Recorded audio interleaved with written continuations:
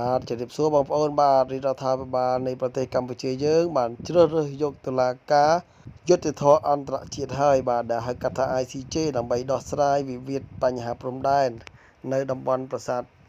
តាក្របីប្រាសាទតាម៉ុនតូចប្រាសាទតាម៉ុនធំ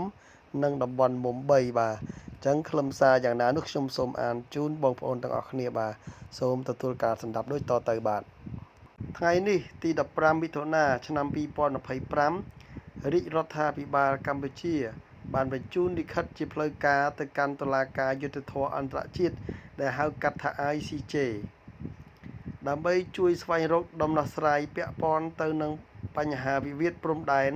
នៅតំបន់ប្រាសាទតាម៉ុនធំប្រាសាទតាម៉ុនតូចប្រាសាទតាក្របីនិងតំបន់មុំ3គាប់ជួនផងដែរ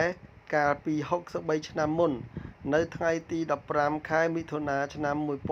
1962គឺជាថ្ងៃប្រវត្តិសាស្ត្រដែលតុលាការយុត្តិធម៌អន្តរជាតិ ICJ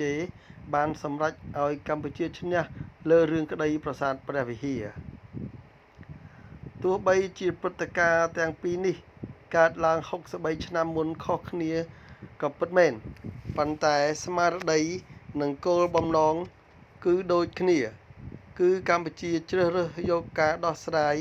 ដោយសន្តិវិធីផ្អែកលើច្បាប់អន្តរជាតិតាមរយៈយន្តការតុលាការយុត្តិធម៌អន្តរជាតិ ICJ សម្រាប់ការដោះស្រាយបញ្ហាព្រំដែននៅតំបន់ដែលមានលក្ខណៈស្មុគស្មាញខ្លាំងហានិភ័យខ្ពស់